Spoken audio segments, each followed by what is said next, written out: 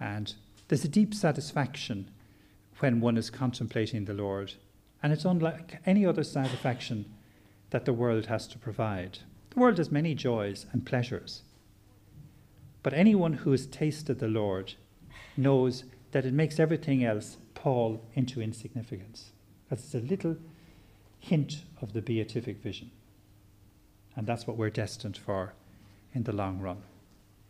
We have not here a lasting city, but seek one that is to come. I would like to read a testimony. Some of you may have heard this before, but it was written by a young woman who went to see the late Frank Lake. She was in great distress when she went to see him. And apparently Frank encouraged her to go to the chapel and to seek the Lord's help, that he had done as much as he could do as a Christian psychiatrist. And now the true doctor of the soul would have to take over. And this woman had a profound experience when she was in the chapel. And I'm just going to recount what she said. And I think you will notice that at one point in this testimony, she clearly moves into a contemplative awareness of God. She says, I went alone into the chapel.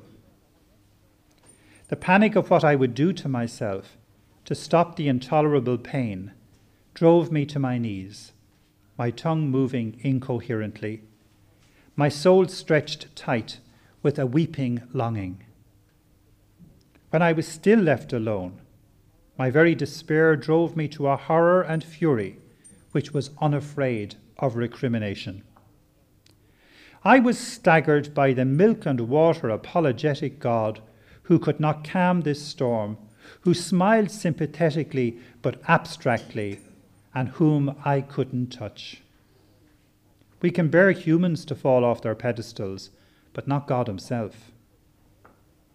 After the first stunning realization of what God was, my whole mind, soul, and body came into coordination and rose in unity to hate with entire, full-blooded, no-holes-barred hatred of the God who had so fooled mankind.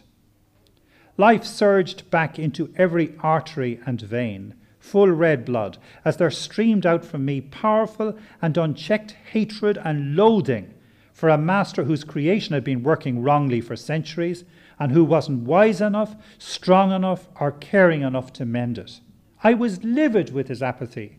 Didn't he know what his carelessness had done to us? For the first time in my life, I dared to demand an explanation. When none came, I was angrier than I can ever remember being.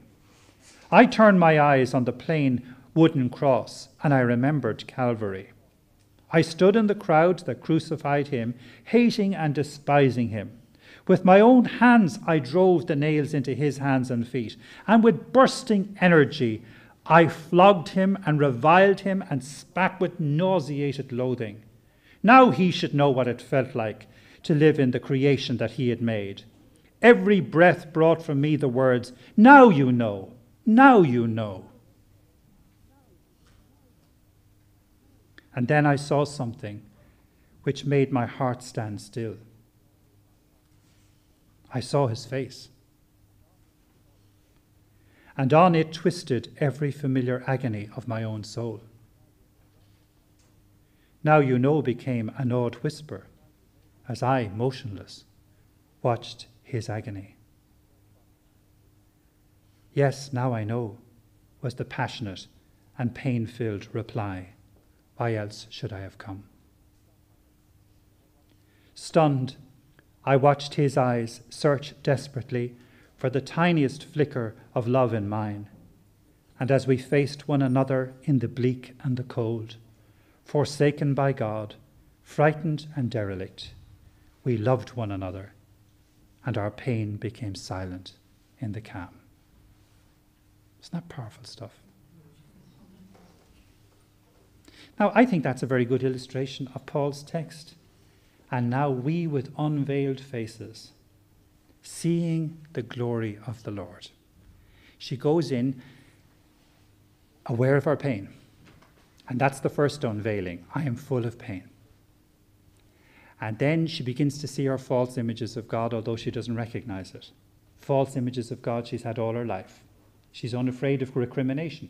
Obviously, she always thought God was very judgmental and that you had to be very careful in your dealings with God or he'd get his own revenge. But now she doesn't care. She couldn't suffer any more than she's suffering now. So she begins to tell the truth. And this is the unveiling. This is the integrity, the honesty before God. She's coming in the nude, so to speak. She's no longer pretending. There's no fancy footwork now. She's telling the truth. Prayer is not telling lies to God, as Luther said. And for the first time in her life, she's not telling lies.